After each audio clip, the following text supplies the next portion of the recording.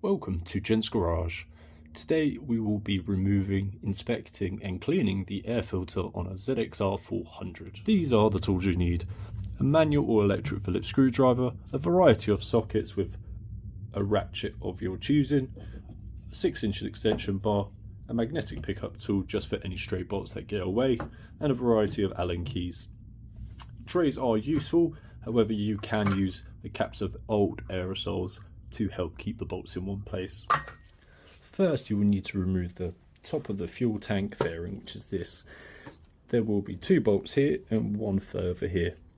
There are 2 jubilees either side of the air ducts, or you could remove them from here as well. I'm going to get rid of the top ones as it gives us more space to work.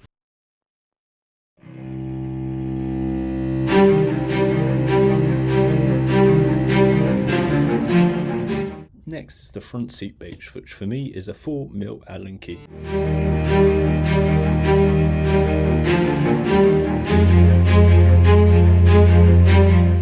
To remove it, pull up the front part of it and then slide forwards to avoid these tabs at the back. Once you're done, just pop the bolt back in so you know where it goes. Next is the fuel tank. There are 2 10mm bolts holding the bracket for the seat base, and a further 2 8mm bolts holding in the rest of the fuel tank. Just be sure to switch off the fuel tank at the bottom to make sure no fuel falls out when removing the fuel lines.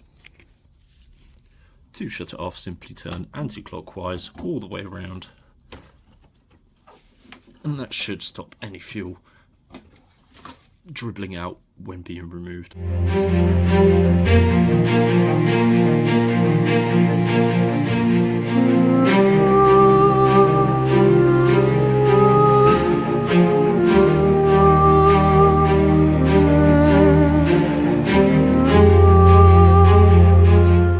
will now need to pop out the fairings either side of the fuel tank, as they will stop them being removed.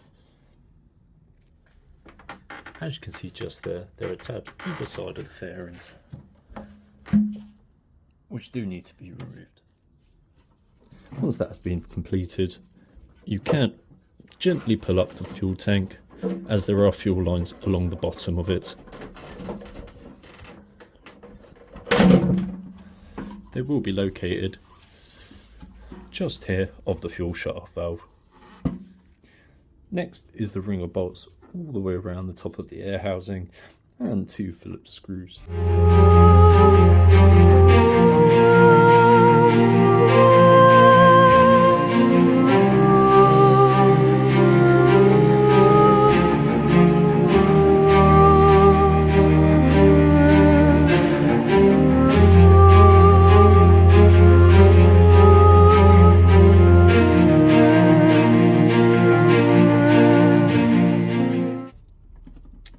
To lift up the cover, simply gently pull either side.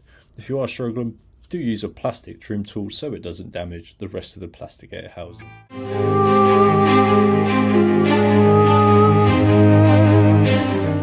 Once the cover is off, you can have a good inspection of the air filter itself.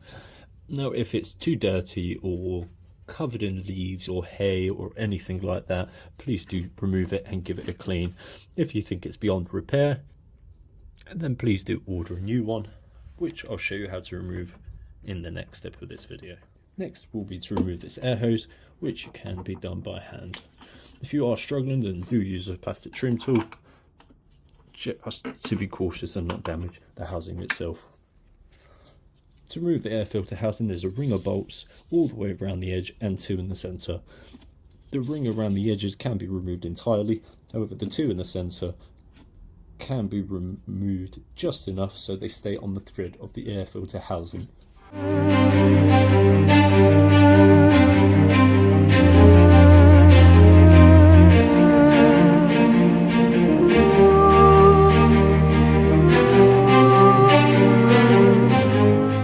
To separate the air housing, you will need to remove all the Phillips screws all the way around the edges.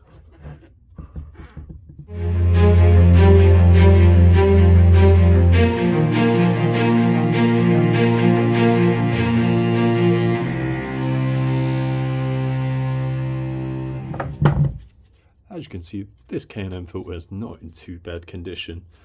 To clean it, you will need a K&N cleaning and oil kit. To do that, simply wipe it around with the cleaner itself, soak it all the way through with water until the water is clear, and then you will need to leave it to dry and then apply an oil over the top. Another brand I do recommend is this Motorex of Oil of Switzerland, as well as the oil as well. When refitting the plastic components, be very careful with any power tools, as the plastic threads can easily strip. To refit the air filter itself, just reverse the procedure, following any torque specifications shown on screen.